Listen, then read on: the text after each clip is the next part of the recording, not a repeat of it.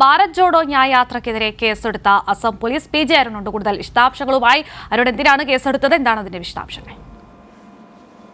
കീർത്തി, ഭാരത് ജോഡോ ന്യായ യാത്ര മണിപ്പൂരിൽ നിന്ന് ആരംഭിച്ചപ്പോൾ തന്നെ ഇതുമായി ബന്ധപ്പെട്ട് ഇതിനെതിരെ പല രീതിയിലുള്ള കേസുകൾ ഉണ്ടാക്കാൻ ഈ മണിപ്പൂർ പോലുള്ള സംസ്ഥാനങ്ങൾ ഭരിക്കുന്ന സംസ്ഥാന സർക്കാരുകൾ ശ്രമിച്ചിരുന്നു. ഇപ്പോൾ ഇതിൻ്റെ ഭാഗമായി യാത്ര നാഗാലാൻഡിൽ കാര്യമായ പ്രശ്നങ്ങളൊന്നും ഉണ്ടായിരുന്നില്ല. പക്ഷേ ഇതുമായി കടന്ന് ആസാമിൽ നിന്നാണ് യാത്രയുടെ 6ാം ദിനം ഇന്ന് ആരംഭിക്കുക. ഈ യാത്ര ആരംഭിക്കുന്നതിന് തൊട്ടു മുമ്പാണ് ഇപ്പോൾ ഈ ഭാരത് ജോഡോ ന്യായ യാത്രയ്ക്കും അതുപോലെ ഇത് നയിക്കുന്ന രാഹുൽ ഗാന്ധിക്കുമെതിരെ ഇപ്പോൾ കേസെടുത്തിരിക്കുന്നത്. ഈ യാത്ര സംഘടിപ്പിച്ചപ്പോൾ തന്നെ ഇതിൻ്റെ റൂട്ട് നേരത്തെ പ്രഖ്യാപിച്ചിരുന്നതാണ്. പക്ഷേ മുന്നറിയിപ്പില്ലാതെ ഈ യാത്രയുടെ റൂട്ട് പുനർക്രമീകരിച്ചത് കാരണം ഈ യാത്രയുമായി ബന്ധപ്പെട്ട് സുരക്ഷ ഒരുക്കുന്നതിൽ ആസാം പോലീസിന് കുറേ പ്രശ്നങ്ങൾ ഉണ്ടായി.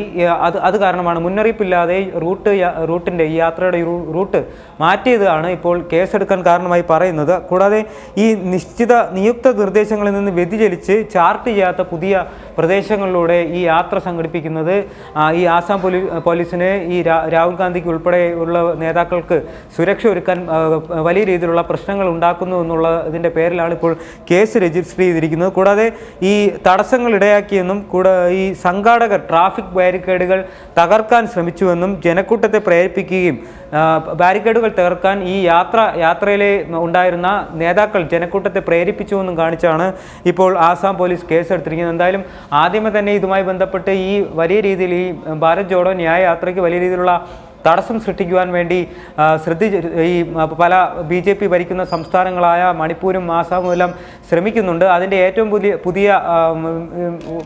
പുതിയ വിവരമാണ് ഈ ഒരു ബന്ധപ്പെട്ട് രാഹുൽ ഗാന്ധിക്കെതിരെയും ഭാരത് ജോഡോ യാത്രയ്ക്കെതിരെയും അസം പോലീസ് ഇപ്പോൾ കേസെടുക്കുന്നത്. എന്തായാലും ഇതുമായി ബന്ധപ്പെട്ട് കോൺഗ്രസിൻ്റെ പ്രതികരണവും വന്നിട്ടുണ്ട്. ഭയപ്പെടുത്തി കാര്യങ്ങൾ നടത്താൻ കേന്ദ്ര സർക്കാരും BJPയും കൂടാതെ ആസാം ഭരിക്കുന്ന സർക്കാരും ശ്രമിക്കേണ്ടതില്ല. ഭാരത് ജോഡോ ന്യായ യാത്ര കൂടുതൽ ശക്തി പ്രാപിച്ച് മുന്നോട്ട് പോകും. രാഷ്ട്രീയപരമായി ആക്രമിച്ചാൽ കൈയും കെട്ടി നോക്കിയിരിക്കില്ലെന്നും കോൺഗ്രസ് പ്രതികരിച്ചു. അരുണാണ് കൂടുതൽ വിവരങ്ങൾ നൽകിയത്.